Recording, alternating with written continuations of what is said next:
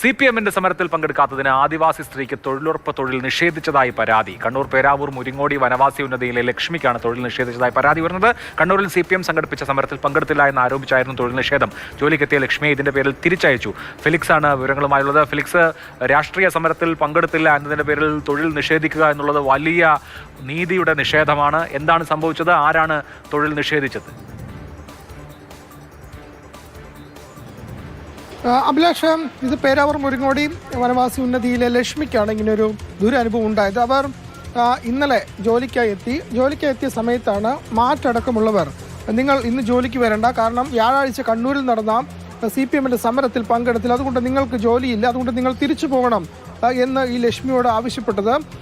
ഈ വാർദ്ധക്യ കാലത്ത് അവരുടെ ഏക വരുമാനമാണ്, അല്ലെങ്കിൽ ഏക ആശ്രയമാണ് ഈ തൊഴിലുറപ്പ് തൊഴിൽ. അതിൽ നിന്ന് ലഭിക്കുന്ന വരുമാനം അതാണ് നിഷേധിക്കപ്പെട്ടത്. അപ്പോൾ അവർ കഴിഞ്ഞ 2 ദിവസം ജോലിക്ക് എത്തിയിരുന്നില്ല, അസുഖമായിരുന്നു. ഈ അസുഖമായതുകൊണ്ടാണ് ഈ സമരത്തിന് പോലും പോകാതിരുന്നത്. അങ്ങനെ അസുഖമായി സമരത്തിന് പോലും പോകാതിരുന്ന ഈ സ്ത്രീയോടാണ് മാറ്റു പറയുന്നത്, നിങ്ങൾ സമരത്തിന് പങ്കെടുത്തില്ല, അതുകൊണ്ട് നിങ്ങൾ തൊഴിൽ ചെയ്യേണ്ടതില്ല, നിങ്ങൾ തിരികെ മടങ്ങിപ്പോകുമെന്ന്. അങ്ങനെ ജോലി സ്ഥലത്തെത്തിയ ഈ ലക്ഷ്മി എന്ന സ്ത്രീ തിരികെ മടങ്ങിപ്പോകേണ്ടി വന്നു.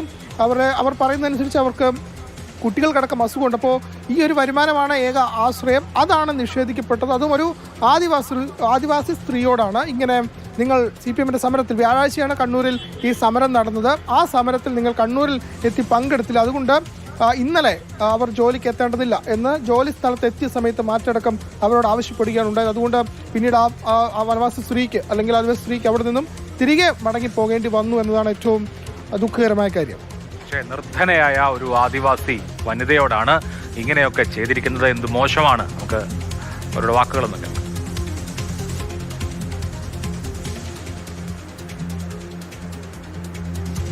അല്ല, തൊഴിലാളികൾ ഇത് ഒരു പാർട്ടി രാഷ്ട്രീയപരമായിട്ട് കൊടുക്കുന്ന തൊഴിലുറപ്പല്ലല്ലോ, നമ്മൾ മൊത്തത്തിലുള്ള ആൾക്കാർക്ക് വരുന്നതല്ലേ.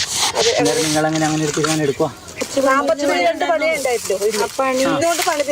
ഓക്കെ, അപ്പൊ 42 പണി ആയതുകൊണ്ട് ഇന്നലെ തൊഴിലുറപ്പ് സമരത്തിന് വരാത്ത ആൾക്കാരെ ഒഴിവാക്കിയിട്ട് നിങ്ങൾ പണി കൊടുത്ത്. അപ്പൊ ഇന്ന് ഉഷയിച്ച് പണിയെടുത്തില്ലേ?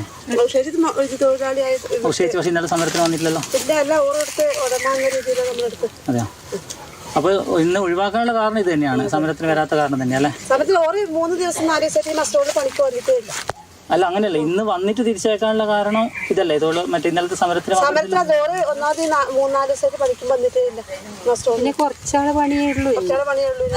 ഞാൻ അങ്ങനെയല്ലേ ചോദിച്ചേ. ഒരു വന്നിട്ട് തിരിച്ചയക്കാനുള്ള കാരണം എന്ന് പറയുന്നത് ഇന്നലത്തെ സമരത്തിന് വരാത്ത നിങ്ങൾ ഓൾറെഡി പറഞ്ഞല്ലോ. അത് തന്നെയല്ലേ, കൺഫേം അല്ല? അത് തന്നെയല്ലേ റീസൺ? എല്ലാവരും അങ്ങനെ തീരുമാനിച്ചാണ്. ഓക്കെ, സമരത്തിന് പോകുന്നവർ മാത്രം പണിയെടുക്കട്ടെ.